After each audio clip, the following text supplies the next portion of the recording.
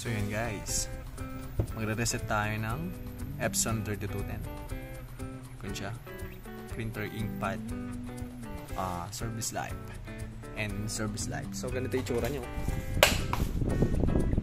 Yun, yung blink, ayaw niya mag-print. Ayan. So yung installer, ililink ko na lang sa description below. Okay.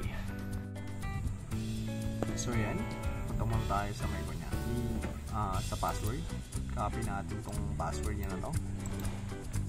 Copy. Tapos ito, yung add adjustment program, right click nyo lang, run as administrator. Yes. Tapos kapag naghingi siya ng password, paste nyo lang yung kanina, then pupunta na kayo dito sa adjustment program natin. Then select tayo ng printer dito. Then yung name ng printer, okay nyo lang. Tapos particular adjustment mode, punta kayo sa may waste ink pad counter, main ink pad, check natin. So makikita nyo 100% na to, 35% to. Ito muna ang reset natin, initialize natin. Yun, pag na-initialize lang natin, okay lang natin. Then turn off natin yung printer, sabi dyan eh. This one. And then okay nyo lang dito.